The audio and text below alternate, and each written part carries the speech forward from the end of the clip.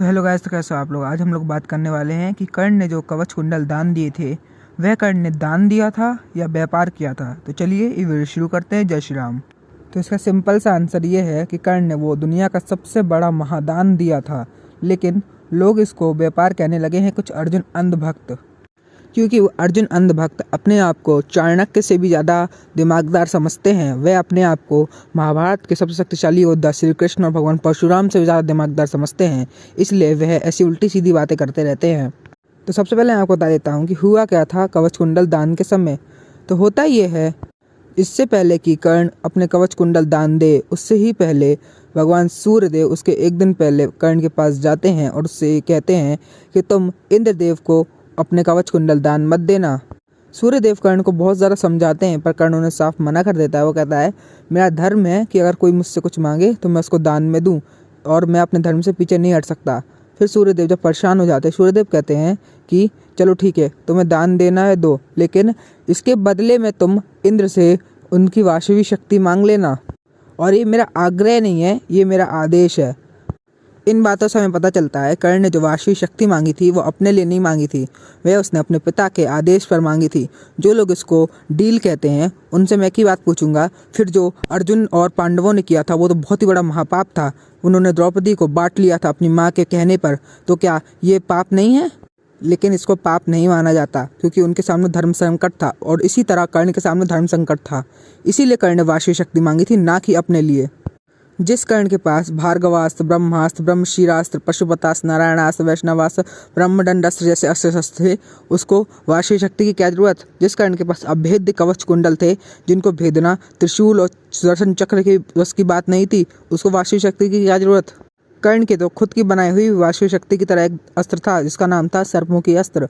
उसका प्रहार भी अचूक था, वह जिस पर भी चलाता अगर वो किसी को लग जाती तो उसके प्रहार से कोई भी नहीं बच सकता था। सर्पमुखी अस्त्र एक सबसे ज़्यादा शक्तिशाली अस्त्र है।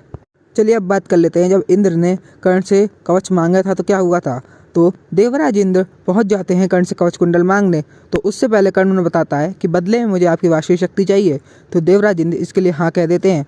उसके बाद कर्ण एक तलवार उठाता है और अपने शरीर को काटना शुरू करता है। आजकल के टीवी सीरियल ऐसा दिखाते हैं कि कर्ण ने अपने कवच को काटा था, लेकिन ऐसा इम्पॉसिबल है, कर्ण के कवच को काटा नहीं जा सकता था। कर्ण ने अपने कवच के नीचे से अपनी मांसपेशियाँ, अपनी हड्डियाँ समेत अपने पूरे मांस को उतार देता है। कर्ण अपनी पूरी चमड़ी समेत अपनी पूरी बॉडी को काट डालता है। कर्ण इतनी बुरी तरह से अपने शरीर को काट रहा था कि सभी देवता, सभी दानव, सभी असुर, सभी गंधर्व एवं सभी इंसान और सभी योद्धा रोने लगते हैं और जोर जोर से चिल्लाने लगते हैं। लेकिन कर्ण के आंखों से एक भी आंसू नहीं आता।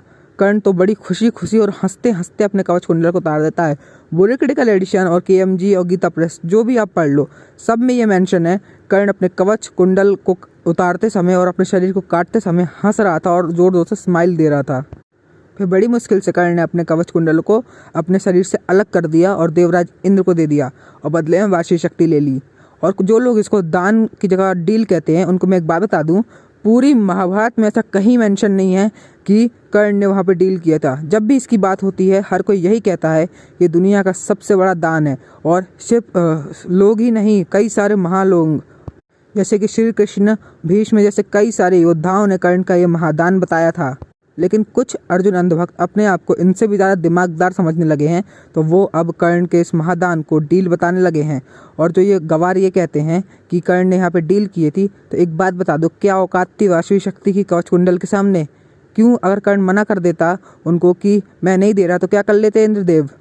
और कर्ण के अलावा क्या था पूरे इतिहास में ऐसा कोई योद्धा जो अपना ही शरीर काट के अपना कवच निकाल के किसी को दान दे सके? बहुत से युग बीते, लेकिन ऐसा कोई योद्धा ही नहीं हुआ जो अपने शरीर को काट करके सामने वाले को दान में दे सके। ऐसे कोई भी नहीं था जिसने कर्ण को डीलर बताया हो।